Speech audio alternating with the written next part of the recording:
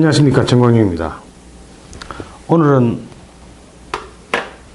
세계 패권 판의 충돌이라는 제목으로 방송하겠습니다.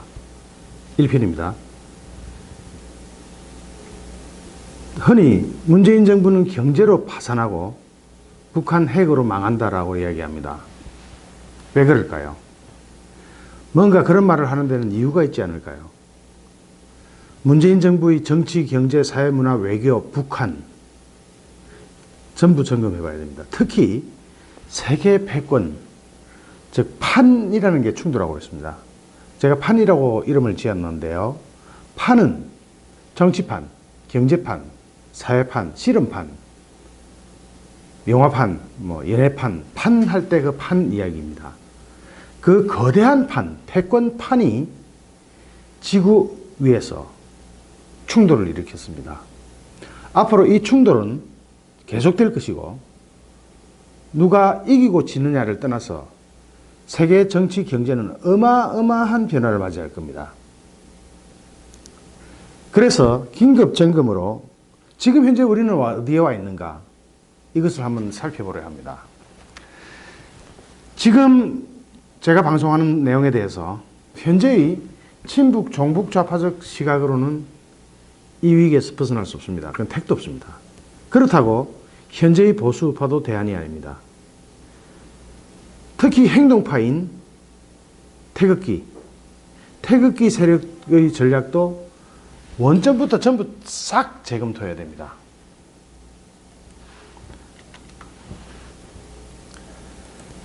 세계 지도입니다. 제가 여기 이 그림으로 볼 때 세계의 중심이 우리나라 같죠? 제가 중심이라고 표현했습니다만 우리가 중심이라는 말씀은 함부로 쓰면 안 되겠죠. 중심 위치에 있지만 패권은 우리한테 없습니다.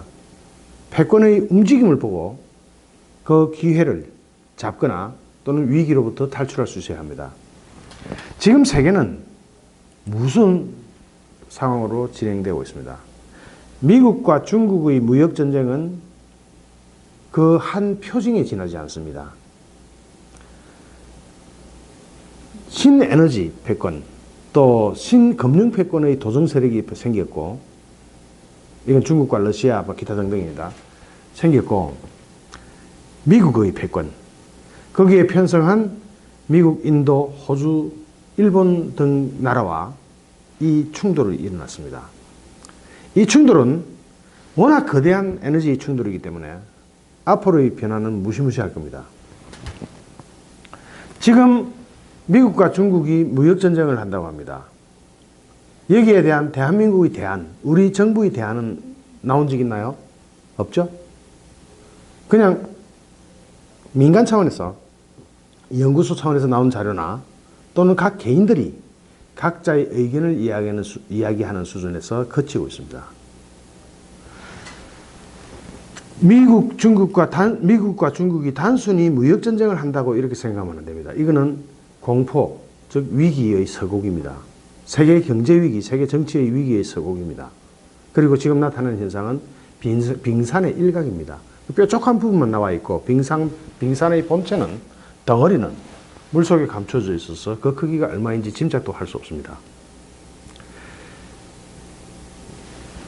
기축통화, 미국의 달러화, 기축통화와 석유, 가스, 에너지를 비롯한 지구촌 정치, 경제의 패권 판도는 급변하고 있습니다.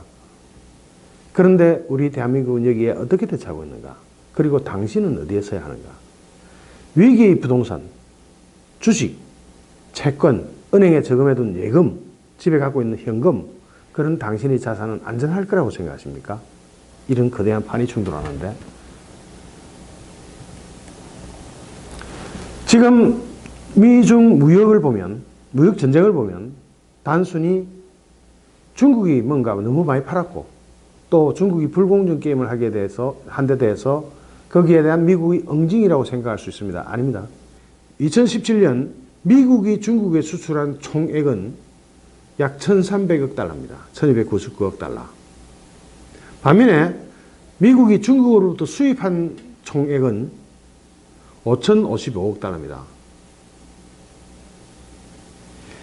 여기서 무역 적자가 3,756억 달러가 발생합니다. 이것은 미국 전체 무역 수지 적자의 약 한 68%를 차지합니다. 미국은 표면적으로 이런 이야기를 합니다. 특히 맥메스터 전 미국 NSC 보좌관은 한국에 와가지고 미국과 중국의 무역 전쟁은 중국의 불공정 경쟁 탓이다 하고 이야기합니다. 특히 중국은 호의적이지 않은 경제정책과 지적 재산권의 침해, 산업 스파이 등을 통해 다른 국가의 권리를 침해하고 있다면서 이는 굉장히 불공정한 경쟁이라고 이야기했습니다. 그것은 미국이 중국을 상대로 선전포고한 무역전쟁의 이유 전부라고 생각하십니까? 반면에 시진핑은 미국에 대놓고 이 무역전쟁이 일어날 초기에 항복선을 한번 했습니다. 중국이 더 많이 개방하고 더 많이 수입을 확대해서 무역 역조를 풀겠다라고 얘기했습니다. 아주 무릎을 꿇은 거죠. 그런데 미국은 더 큰, 당시에 한 500억 달러였는데 지금 2천억 달러, 더 큰 무역 전쟁을 선포하고 중국을 압박하고 있습니다. 이미 이걸 볼 때 미국은 이미 갈 길 정해놨어요. 갈 길은 정해져 있고 거기에 대한 방법으로 2천억 달러에 대한 관세를 부과하겠다고 합니다. 표면적으로는 무역 역조를 이야기하지만 실제로는 갈 길 다 정해놓고 방향 다 정해놓고 작전 다 정해놓고 전략 다 정해놓고 가는 수순일 뿐이라는 거죠. 자, 미국이 처음으로 무역전쟁을 개시할 때 관세를 10%를 매기겠다고 했습니다. 중국은 이게 대해서 환율로 응답해버렸어요. 환율을 약 10% 가까이 평가절하함으로써 미국에서 매기는 관세 10%를 상쇄해버린 겁니다. 상쇄하겠다고 해버린 겁니다. 그래서 미국 더 화가 났죠. 잠자는 사자 코트를 건드렸다 해서 25%의 관세를 부과해버렸습니다. 앞으로 일어날 2천억에 대해서도 25%의 관세를 부과한다고 합니다. 중국이 잘못 건드린 거죠. 여기서 우리가 검토해 봐야 될 것이 있습니다. 미국이 중국에다가 무역 전쟁을 선포하고 중국이 그 피해를 입을 텐데 그 피해를 입는 것이 GDP로 나타나겠죠. 중국의 국민 총생산. 그 GDP가 2년간 약 1.6% 손실을 볼 거라고 이야기합니다. 이거는 GDP 1.6%는 어마어마한 겁니다. 이건 지금 IMF에서 발표한 거기 때문에 신뢰할 만한 수치입니다. 여기에 대해서 한국경제연구원에서는 뭐라고 이야기했냐면은 중국의 경제 성장률 GDP가 1%만 하락하면 한국의 수출 증가율은 1.6%포인트 하락할 것이다. 중국 1% 하락하면은 GDP 1% 하락하면은 수출 증가율 자체가 1.6%가 떨어질 거다. 그리고 경제 성장률은 우리나라는 중국의 절반에 해당되는 0.5%에 5% 정도 내려갈 걸로 분석하고, 이게 진짜 무서운 게 뭐냐면은, 이것이 무슨 것이 뭐냐면은, 고용도 약 한 12만 9천 명, 약 13만 명의 실업자가 나온다는 겁니다. 고용이 12만 9천 명이 감소할 것이다. 그러면은 중국이 실제로 1.6%를 손해보는 GDP 손실을 보면 한국 고용은 20만 명이 추가 실업자가 발생한다는 이야기인데, 이것에 대해서 대한민국 정부 대책 발표하는 거 봤습니까? 즉, 최저임금은 수직 상승시켜놓고 주당 52시간 근무하고 좋다 이겁니다. 그러면서 실업률이 늘어나니까 정부기관에서 알바를 모집한다고 합니다. 일이 없어도 하는 겁니다. 일이 있는지 모르겠고, 일이 있다면, 그만한 일이 있다면 지금까지는 왜 그냥 알바 없이 일 잘 해왔나요? 그냥 추가로 고용하는 겁니다. 돈 나눠주기 위해서. 그런데 20만 명이 추가로 발생한다면 이거 정부가 해결할 수 있는 숫자가 아닙니다. 이런 거대한 물길이 다가오고 있는데 우리나라 정부의 대책은 뭐가 있습니까? 중국이 미국의 관세 정책으로 손해를 보게 되면 러시아 GDP도 2%가 하락한다고 합니다. 자, 중국 GDP 하락, 한국 GDP 하락, 실업자 증가, 러시아 GDP 하락, 전 세계가 피해를 다 보게 됩니다. 즉, 피해보는 금액이 어느 정도냐면은, 여기 그래프 나오죠? 그러나 미국은 올 GDP 성장률이 너무 좋습니다. 지금 경기 화랑이에요. 호황을 넘어서서 화랑이에요. 불이 활활 붙고 있습니다. 2분기 GDP 성장률만 4.1%니까 지금 중국과 전쟁을 쳐도, 무역전쟁을 쳐도 미국은 손해볼 게 없습니다. 오히려 그 정도의 GDP 감소는 중국이 입을 피해나 또는 미국의 목적을 달성하기 위해서는 할만하다 생각하는 겁니다. 이보다 더한 전략도 있을 겁니다. 여기서 중국은 더 고민이 있습니다. 중국의 구조적 고민이기 때문에 시진핑도 못 풉니다. 뭐냐면 중국이 약 감춰놓은 부채, 즉 각 지방정부가 가지고 있는 부채가 6조 달러나 있다는 겁니다. 6조 달러 장난 아닙니다. 60, 42, 약 42조 위안의 부채가 각 지방정부에 숨겨져 있다는 거니까. 자, 중국의 해법은 뭐가 있을까요? 중국은 당장 곡소리 납니다. 그러나 시진핑 개인의 또는 시진핑 그 그룹의 피해는 없을 겁니다. 왜냐면은 올해 들어가지고 중국은 개헌을 하면서 주석과 부주석의 임기를 철폐해버렸습니다. 즉, 영구집권이 가능하고 철권 통치가 가능한 막강한 파워를 형성했습니다. 즉, 시황제라고 하죠. 여기서 우리는 어떻게 할 것이냐? 고래 싸움에 새우등 터질 것이냐? 아니면은 미꾸라지처럼 영악하게 활동해서 오히려 기회로 삼을 것이냐에 대한 대책이 있어야 하는데 문재인 정부에서 대책 발표한 거 보셨습니까? 저는 못 봤습니다. 그리고 중국이 살아날 길은 뻔합니다. 당연하게 누구나 알 수 있습니다. 중국은 각 지방정부에서 부채를 감추는 것 보면 아시겠지만은 뭔가 어둡습니다. 즉, 정치 시스템이 투명해져야 됩니다. 시진핑 잘못하면 교체할 수 있어야 돼요. 그런데 임기가 죽을 때까지입니다. 영구적입니다.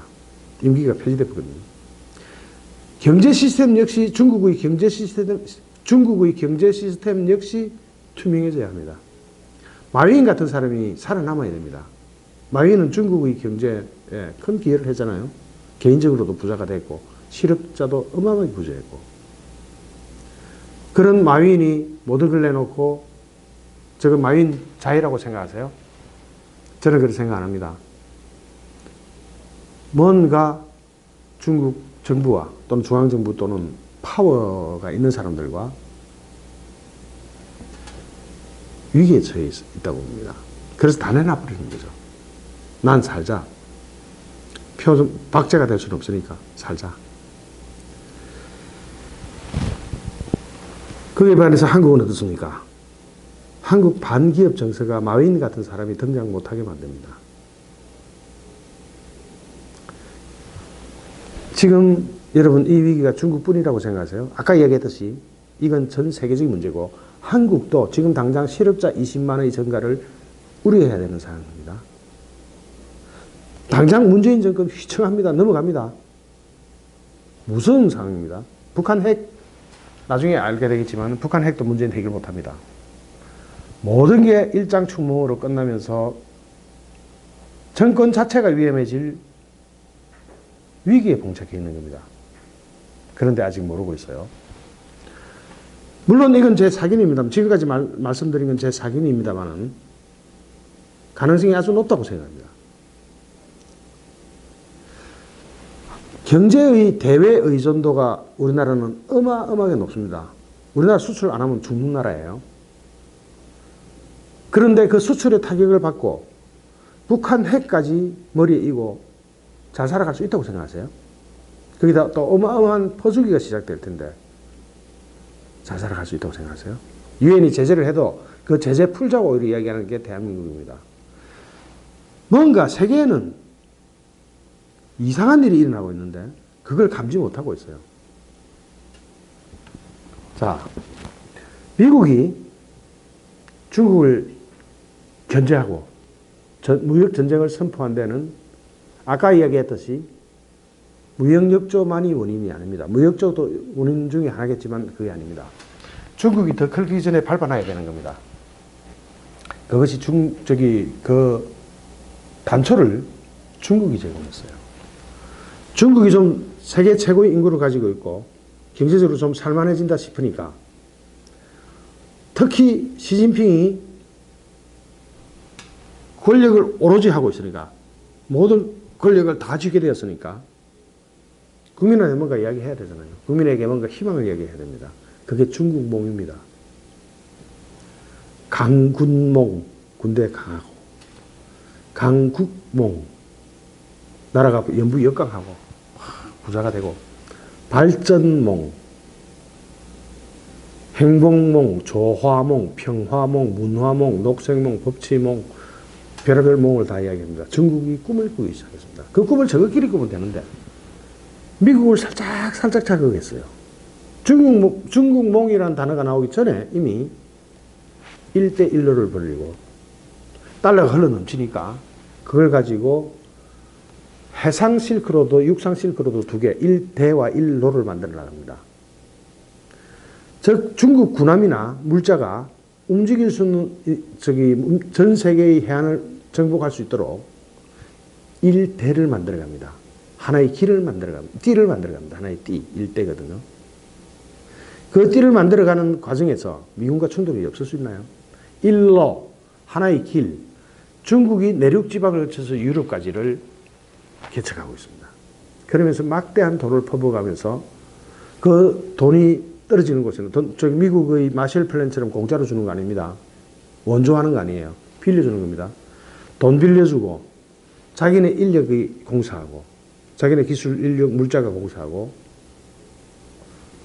그 돈 도로 다 가져가 버립니다. 결국 돈은 오른쪽에서 왼쪽으로 옮기면서 오른쪽 주머니에서 왼쪽 주머니로 옮기면서 그 지역을 식민지로 만들어 버리는 겁니다. 미국 기분 좋을까요? 또 AIIB라고 해서 아시아 인프라 투자은행을 만들었습니다. 이것은 달러 패권에 대한 도전입니다. 즉 위안화를 기축통화로 만들고자 하는 작전의 하나였습니다. 미국 기분 좋을까요? FTAAP 무역 패권, 즉 2006년도 에이펙 정상회담 때 처음 제시해가지고 그 지역 무역 패권을 장악하려고 했습니다. 미국 기분 좋을까요?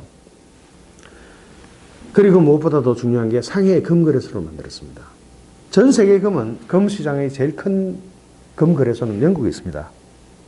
영국에서 전 세계에서 금을 사고 싶으면 영국으로 간다 이거죠. 근데 파는 금은 실물금이 아니고 종이금입니다. 즉 금 보관증 같은 걸 줍니다. 그래서 사고 팔고 하죠.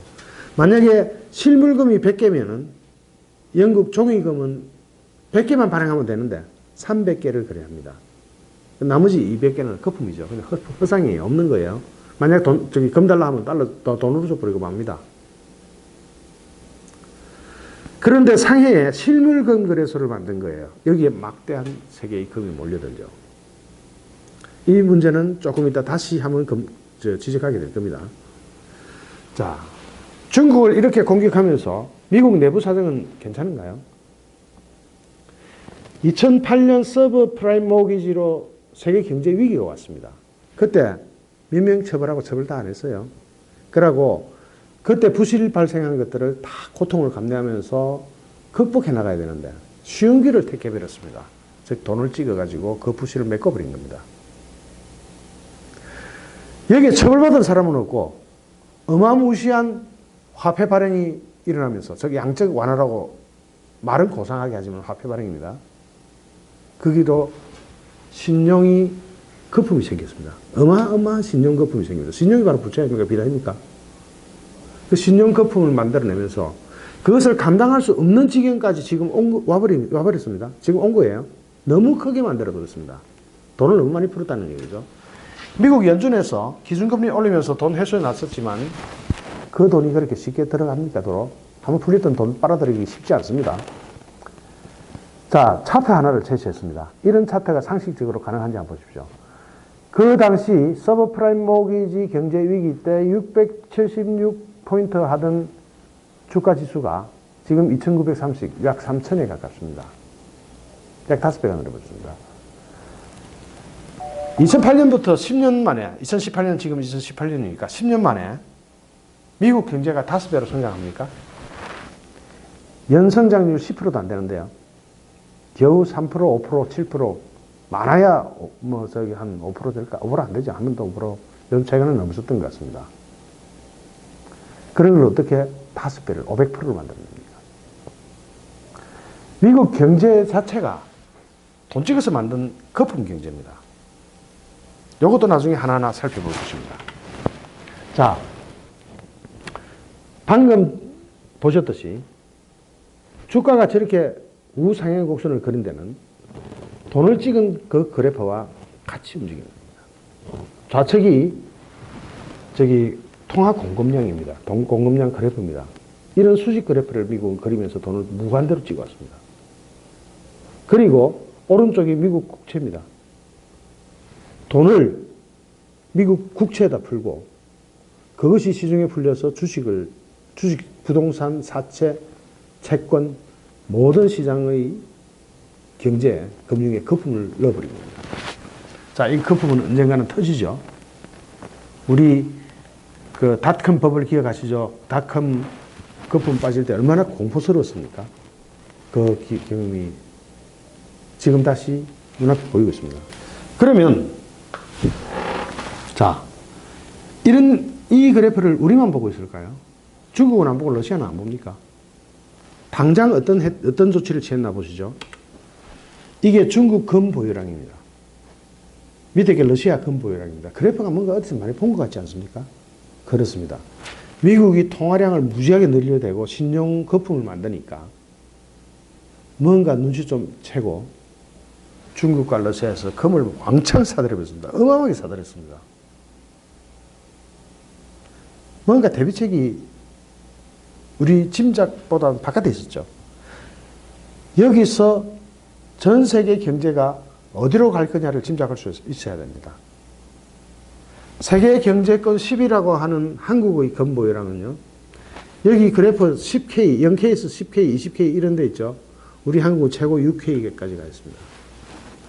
10K도 못 미칩니다. 확대해가지고 그래서 6K 정도, 아니 5K 좀 넘었나? 이 정도 가 있네요. 자, 대안이 되나요? 안 되죠. 우리 한국은 뭔가 미국만, 경제적으로는 미국만 보고 정치적으로는 북한만 보는 것 같아요. 다시 한번 보겠습니다. 중국의 금보유랑 러시아 금보유랑. 뭔가 갑자기 최근에 들어서 2008년도 근처에 오면서 2018년 근처에 오면서 금을 막 빨아들이고 있죠. 왜 그런지는 여러분이 상상에 맡겨 있습니다. 지금 당장은 나중에 설명하겠지만 그러나 지금 당장 금사로 뛰어나가지 마세요. 다 소용없는 짓입니다. 이 그래프들을 볼 때, 이 차트들을 볼 때 우리가 알 수 있는 것은 뭔가 패권 전쟁이 시작됐구나. 중국이 꾼 꿈이 다른 거 다 놔두고 경제 다른 다 놔두고 또 군사까지도 두고 중국의 꾼 꿈이 중국몽 중에 하나가 기축통화였다면 미국의 심기를 제대로 건드려버린 겁니다. 그럼 미국은 다시는 그런 꿈을 꾸지 못하도록 가까운 시일 내에 다시는 그런 걸 꿈을 꾸지 못하도록 중국을 주저앉히기를 해야 됩니다. 안 그러면 기어오르니까요. 로마가 망했듯이 미국도 망할 수 있잖아요. 그래서 주저앉혀야 되는데 뭘로 주저앉히죠? 미국 자신도 헐떡거릴 정도로 힘든 상황이 됐는데 너무 거품이 많이 껴있는데 미국이 중국을 주저앉히긴 주저앉힐 겁니다. 안 되면 군사력으로라도 주저앉힐 겁니다. 이런 무서운 시대에 또 러시아가 에너지 패권을 가지고 들어옵니다. 러시아에는 천연가스가 어마어마하게 많이 매장되어 있습니다. 이 매장되어 있는 어마어마한 양의 천연가스를 파이프를 통해서 유럽으로 팝니다. 독일도 그거 쓰고 있습니다. 배에다 천연가스 싣고 가는 것보다는 어마어마하게 싸겠죠. 파이프로 그냥 가는 거니까.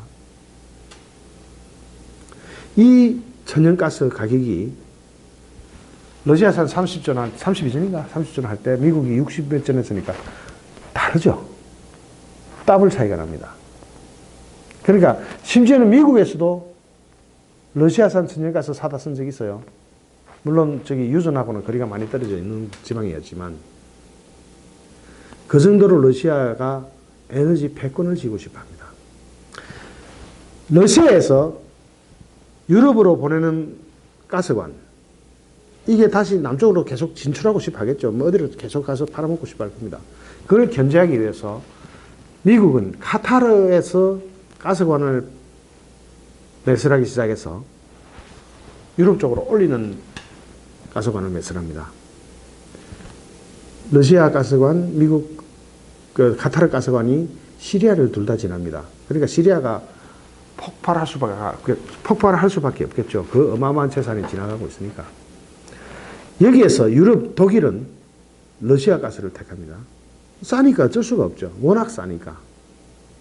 이것을 제대로 이해하려면 미국의 통화 역사를 좀 알아야 됩니다. 미국은 1971년도까지는 금본위 통화였어요. 태환 지폐였죠. 즉 달러를 가져가면 금으로 바꿔줬습니다. 그런데 1971년도 미국 닉슨 대통령이 금본위제를 폐지해버렸습니다. 졸지에 달러 지폐를 들고 있으면 금을 들고 있는 거랑 같았는데 종이가 되어버린 겁니다.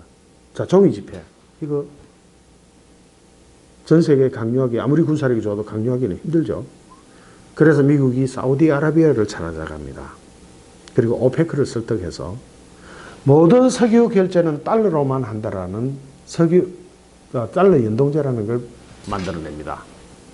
즉 그때부터는 금달러가 아니고 석유달러, 금본위가 아니고 석유본위의 달러가 된 겁니다.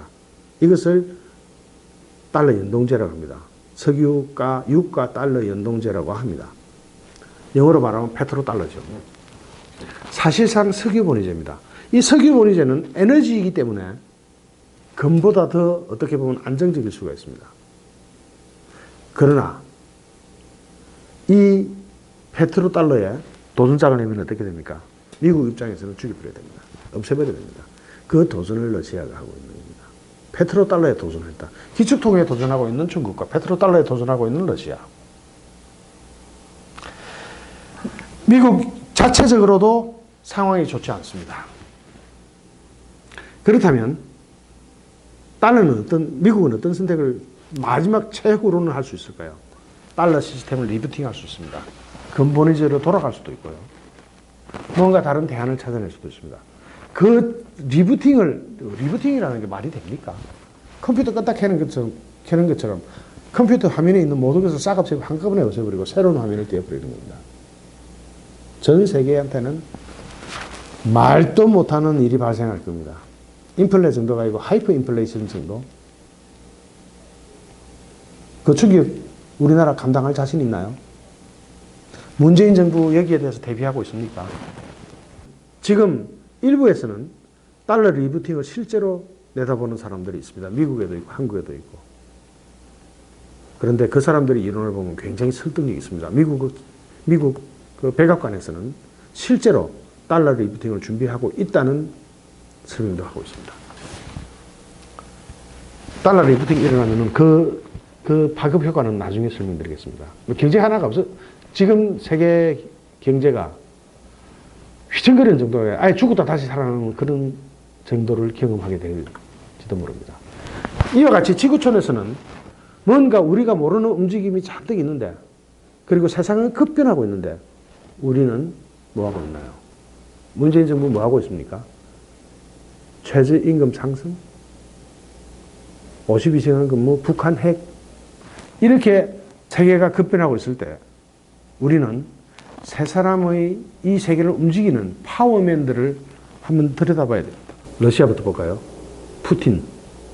저 보통 사람입니까? 이연임 해가지고 대통령 하다가 총리 하다가 다시 대통령 하다가 이번 2018년 올해 5월 7일자로 네 번째 임기를 맞이했습니다. 러시아 대통령. 이 사람 KGB 출신입니다. 무서운 출신이죠. KGB 출신으로서 정보 심리의 전문가입니다. 트럼프를 한눈에 다 읽어요. 시진핑 한눈에 다 읽어내는 실력자입니다. 푸틴요. 시진핑요. 올해, 대부분 사건이 올해 발생하네요. 2018년 2월 25일 날 개헌에 성공합니다. 그리고 주석과 부주석의 임기를 철폐해버렸습니다. 현대판 시황제가 등극했습니다. 중국에서 다시 황제가 등극한 거나 마찬가지입니다. 러시아에는 짜르, 푸틴이 짜르, 즉 황제가 되어버리고, 미국은 어떻습니까? 트럼프라는 비즈니스맨, 즉 장사꾼이 등장을 했습니다. 이 장사꾼 세계적으로 머리가 좋기로 또 이 비즈니스를 잘한다는 것은 사람의 심리를 잘 읽는다는 겁니다. 트럼프 역시 시진핑과 푸틴의 생각을 손바닥 보듯이 보고 있을 겁니다. 그러면서 세계 패권 전쟁이 시작된 거예요.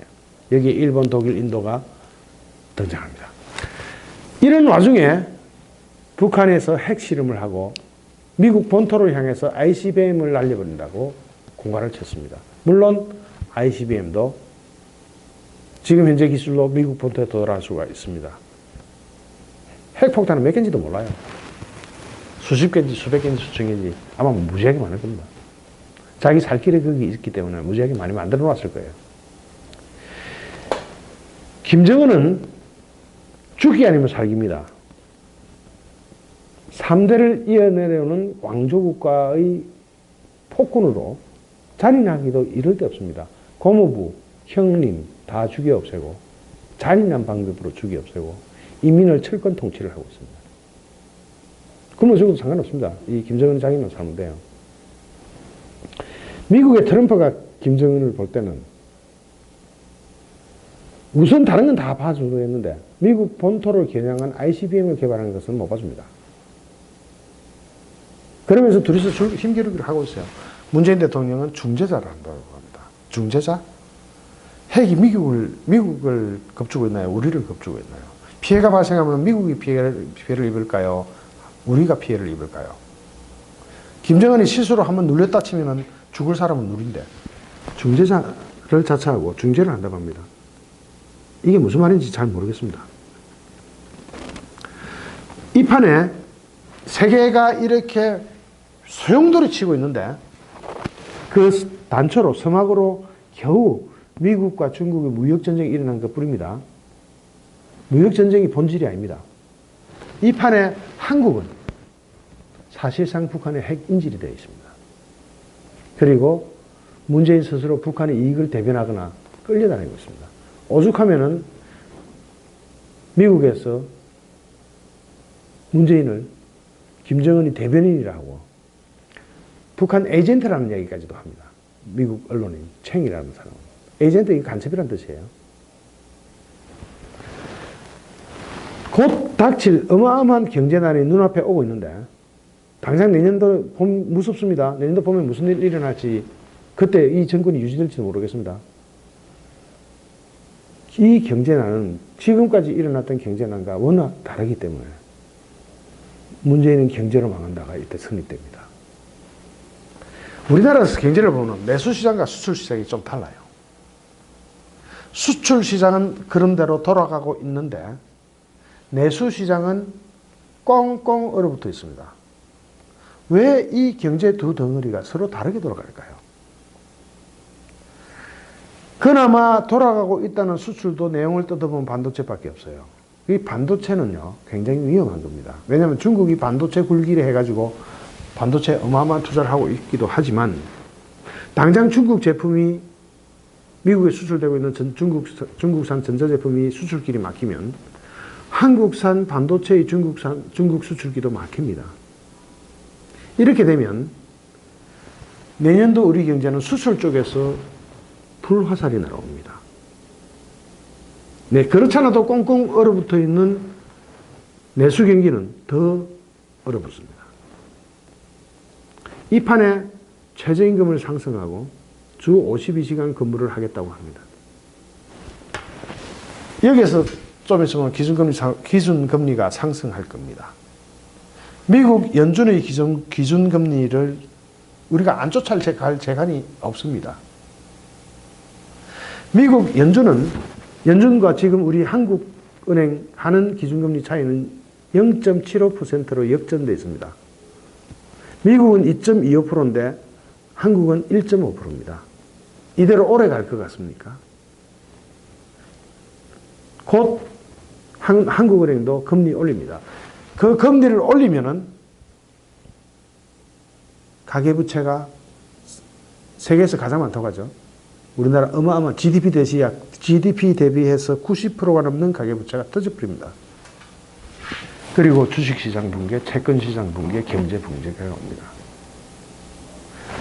물론 금리 하나 때문에 오는 것이 아닙니다. 그 시기가 다 일치하고 있다는 겁니다. 금리 인상, 최저임금 상승, 52시간 근무, 미국 중국 무역전쟁의 여파가 내년 봄 올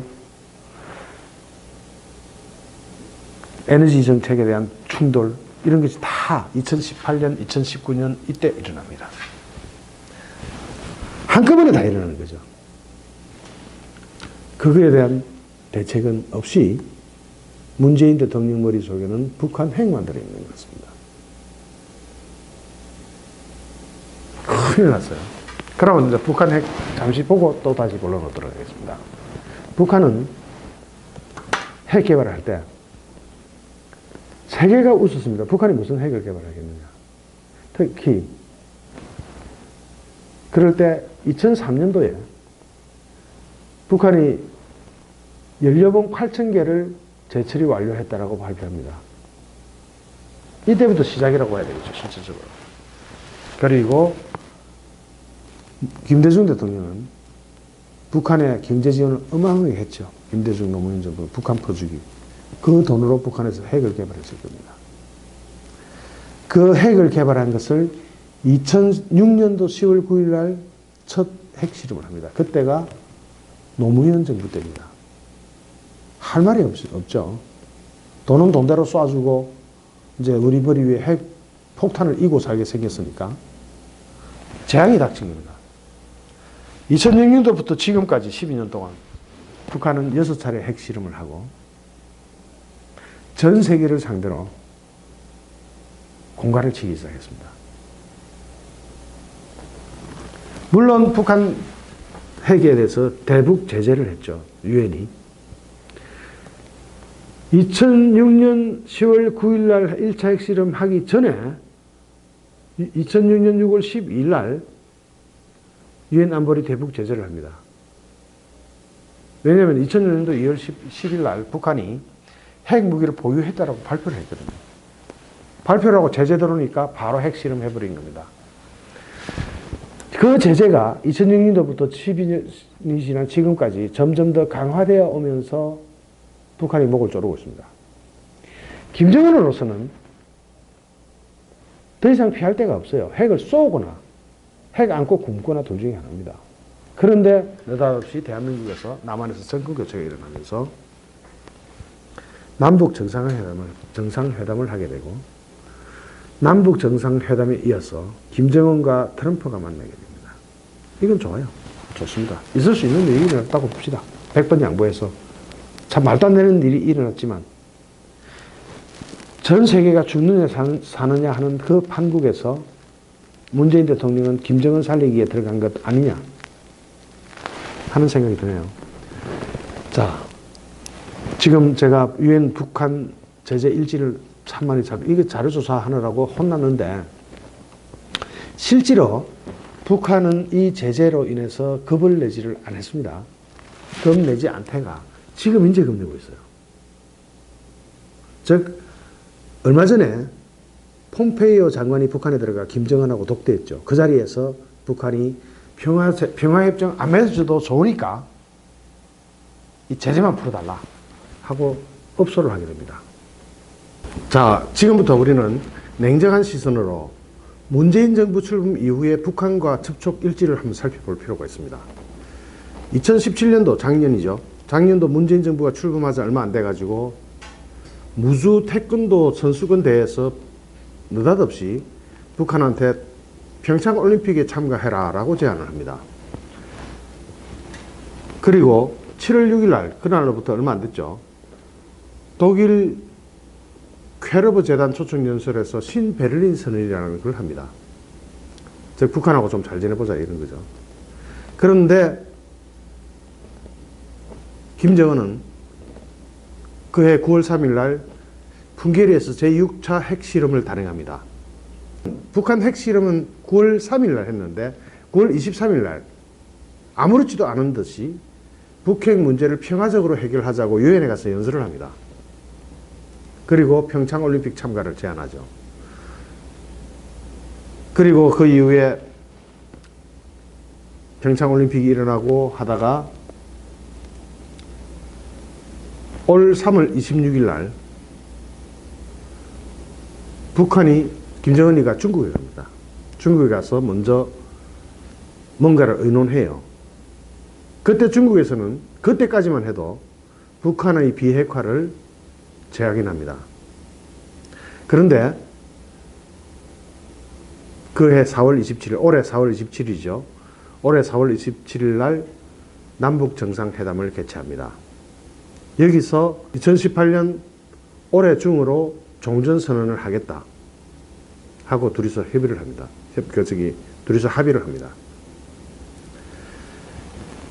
그리고 5월 9일 날 마이크 폼페이오가 북한에 들어가고 또 5월 26일 날 느닷없이 판문점에서 2차 정상회담을 개최하더니 6월 12일 날 싱가포르 회담이 일어납니다.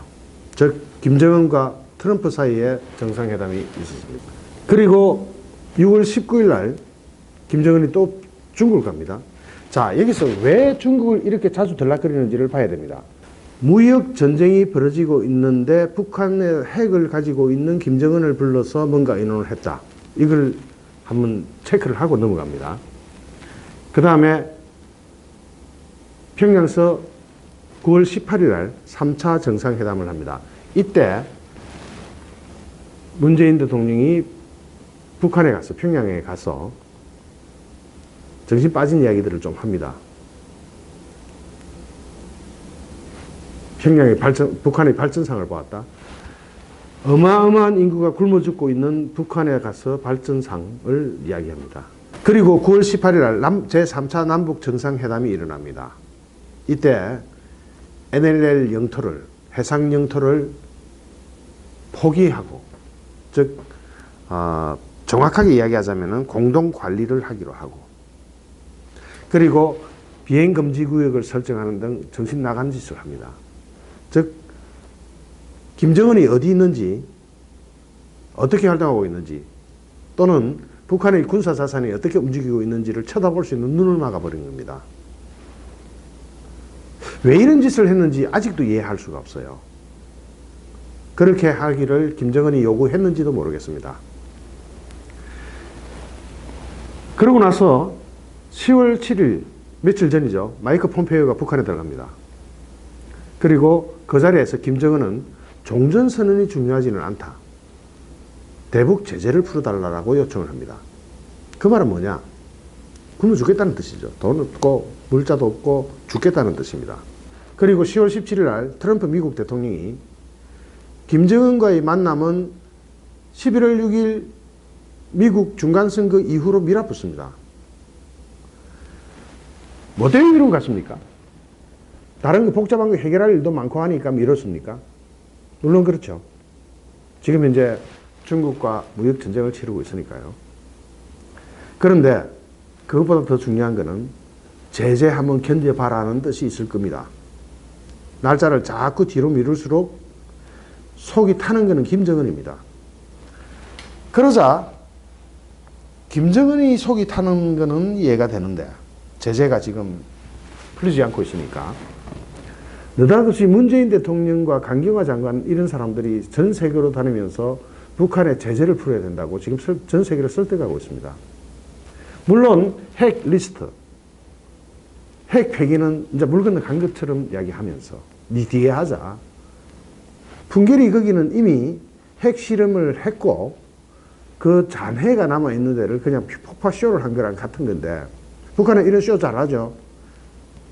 냉각탑 폭파했을 때도 마찬가지고 이미 필요 없어진 물건 그냥 폭파하는 겁니다. 그까지 터널 같은 거는 얼마든지 뚫고 또다시 만들면 됩니다. 그리고 전 세계를 다니면서 지금 북한에 제재를 풀어야 된다 하고 전 세계를 설득하고 있습니다. 이거 참 이해가 안 됩니다.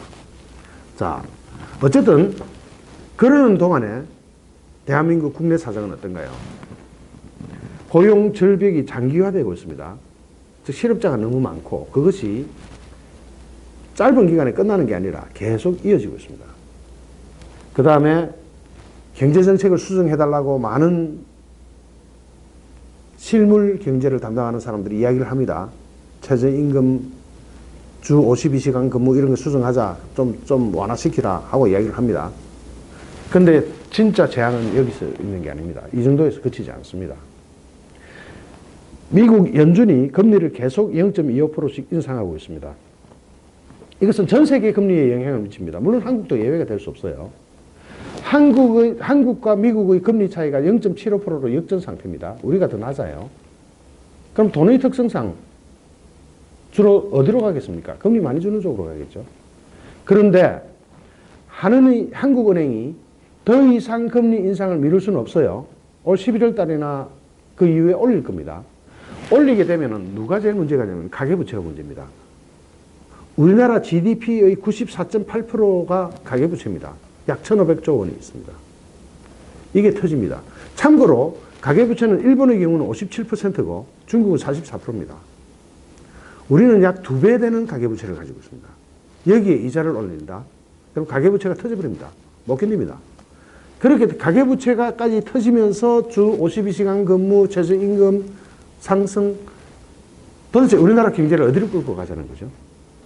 여기에 대한 대책이나 여기에 대한 설명이 문재인 정부에서 나온 적이 있습니까? 저는 못 들어봤습니다.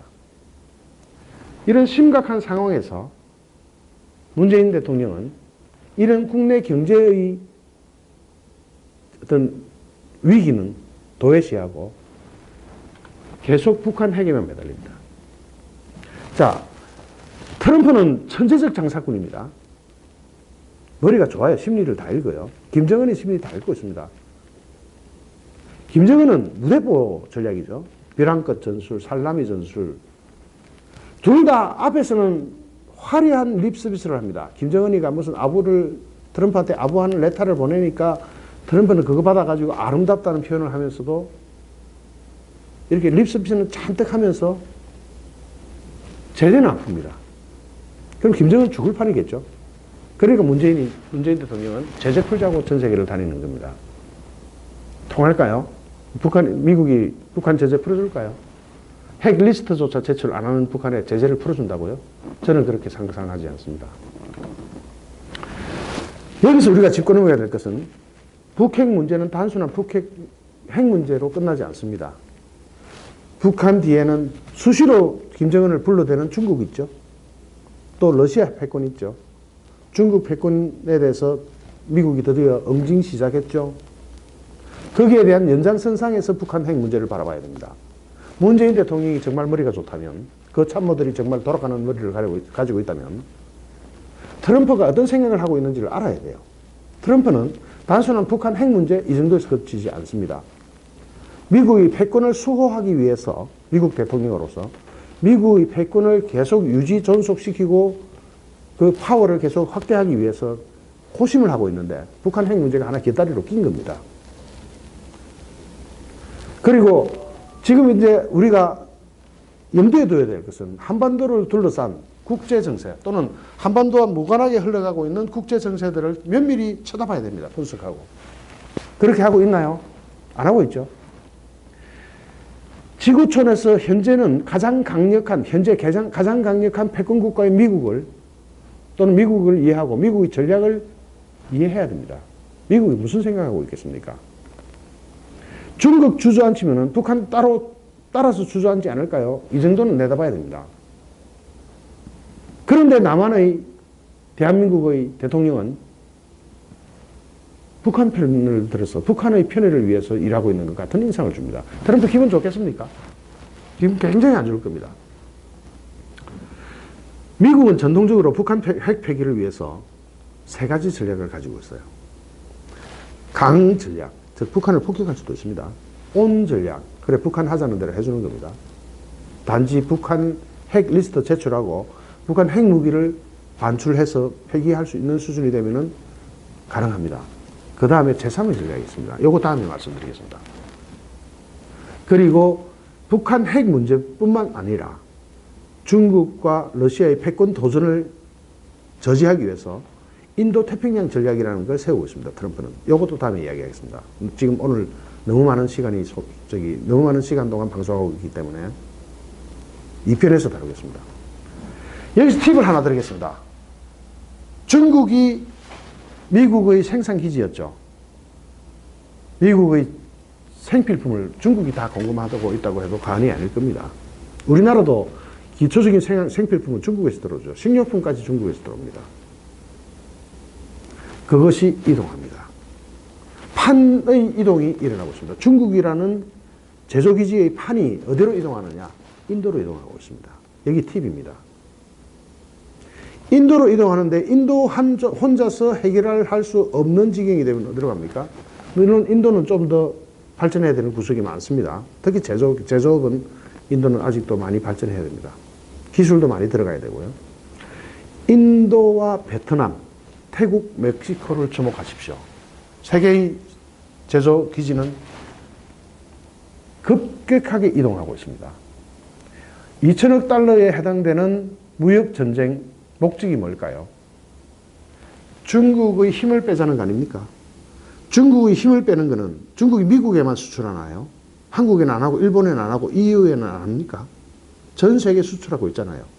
그 제조의 힘을 빼버리면은 중국은 어떻게 될까요? 물론 15억이라는 자체 시장이 있고 그걸 믿고 큰 소리 치고 있지만 15억의 인구를 가지고 있는 자체 시장은 썩어 빠져가지고